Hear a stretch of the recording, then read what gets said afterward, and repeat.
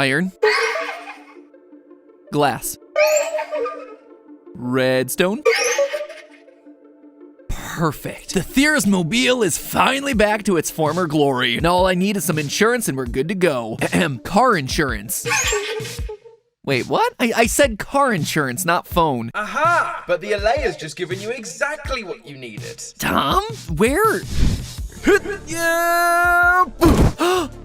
Are you okay? Never better. Full damage is pretty generous in this game. But why were you in a... Shh, never mind that now. Listen, your LA gave you a cell phone so that you could get an insurance quote with Geico, our sponsor for today's episode. Oh, that makes sense. They've been saving people money for over 85 years. In fact, if you wanted to bundle it with some home insurance for that, is that your home? Look, admittedly, I'm not the internet's greatest builder, okay? Anyway, by bundling the two policies together, you can potentially save hundreds of dollars while feeling protected on all the important things in your life. Plus, Geico has been saving people money for 85 years, which, you know, is a really long time. Maybe you could fit that into a theory about those ancient builders you keep going on about. Yeah, very funny. But you know, it's just nice that I can put my mind at ease knowing that I'm fully protected.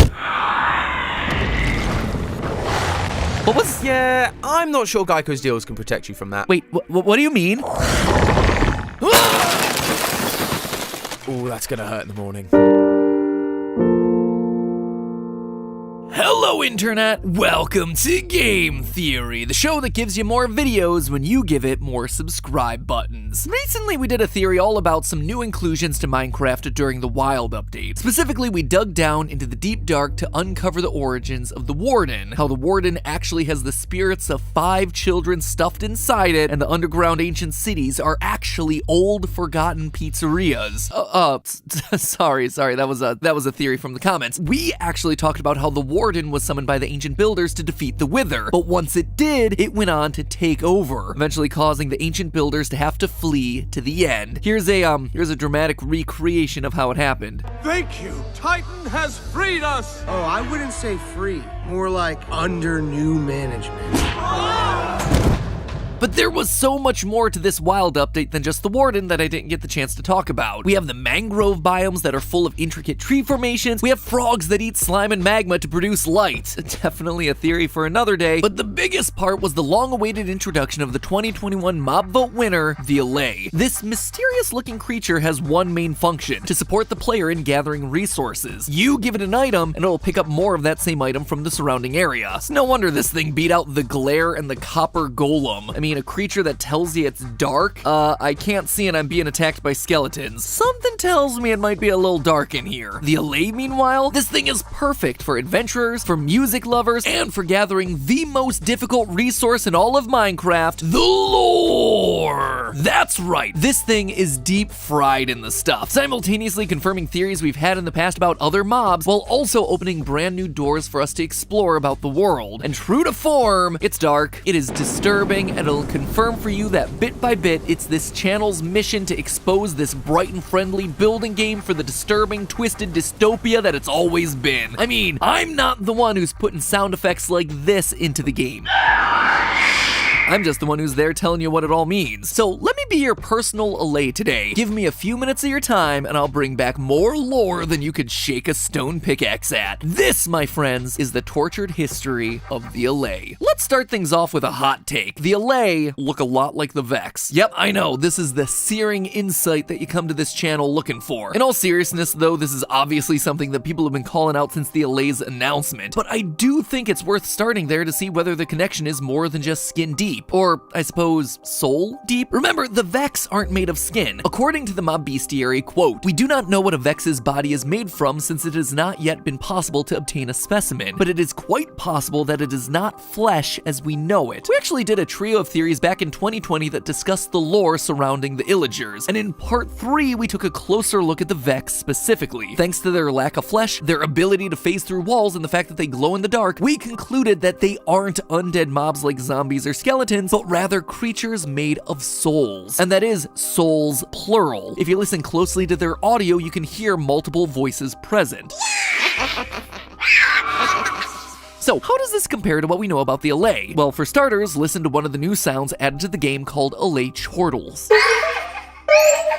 For those of you who don't know, to chortle means to laugh in a noisy or gleeful way. But even if you ignore the definition, you can totally hear it, right? The laughter of the Allay sounds very similar to one of the many voices heard within the shrieks of the Vex. Listen again and compare the two.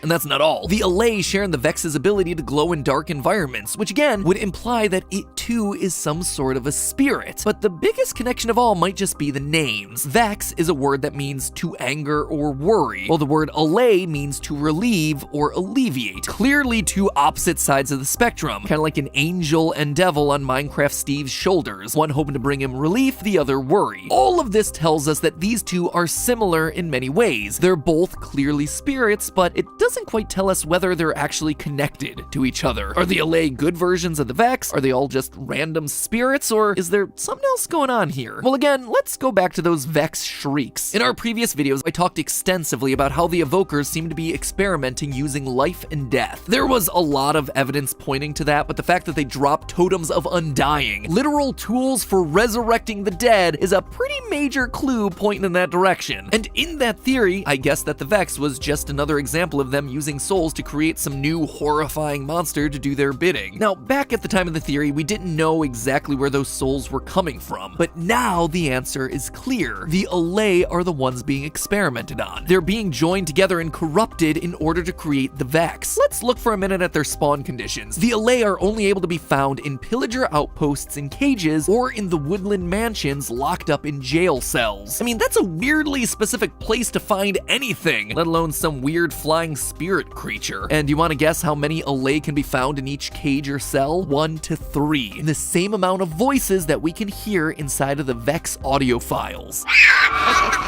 The Evokers are literally gathering these spirit creatures up and then putting them into groups ready for the experimentation. But is that all there is? I mean, don't get me wrong, it's cool that we've been able to use sounds and spawning mechanics to prove this connection beyond just they look the same, but is the Allay nothing more than a backstory for the Vex? Just doesn't seem right. The Allay, these flying spirit creatures, must exist for their own purposes beyond just the character everyone was already connecting them to. What are they specifically? Where do they come from? And perhaps the biggest question of all, why do they help us? I couldn't leave this many unanswered questions. I needed to look beyond the surface level stuff. I needed to dig deeper.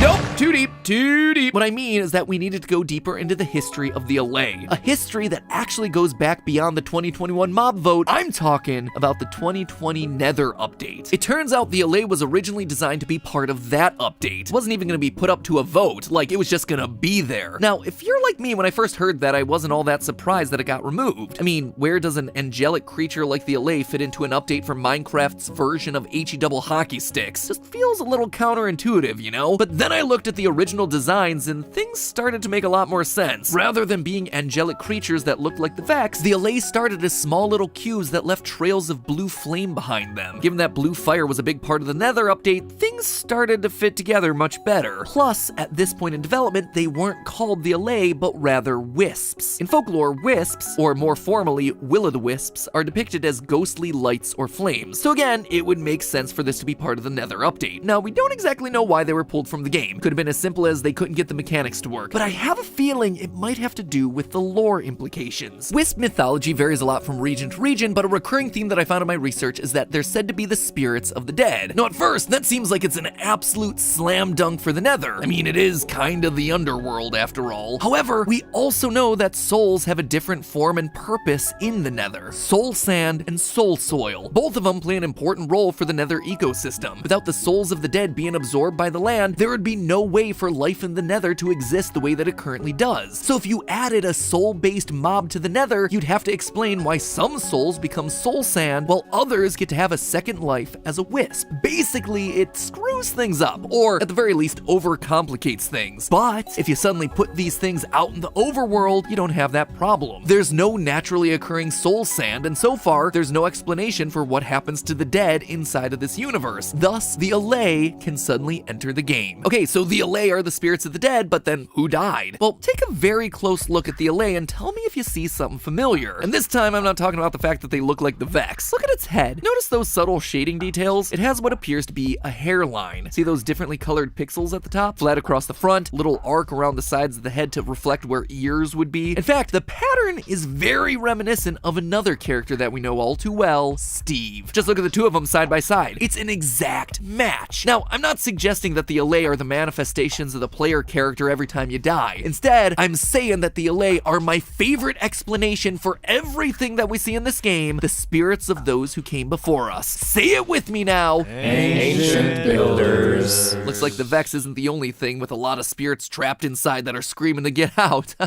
Anyway, I'm not saying this ancient race all looked like Steve, but what I am saying is that Mojang gave the Allay some of Steve's key features as a visual shorthand for letting us know that these creatures are connected to us as the player in some way. It might sound like I'm reaching here, but hear me out. When you free the Allay from their prisons, they'll act like most passive mobs. They'll just fly away without so much as a thank you. Now, mobs like wolves and cats will become friendly towards the player if you feed them enough, but the Allay actually work differently. Instead of feeding them, the Allay only ask for one small thing, an item, any item. Quote, we gave the Allay and the player a magical connection formed when you give the Allay an item. That's actually a quote from Nir Ulraf Vaknin, a vanilla gameplay designer at Mojang. This isn't taming like the wolves and the cats, this is a special bond between the player and the Allay. In fact, they actually have a different set of sounds for when they don't have an item labeled yearn.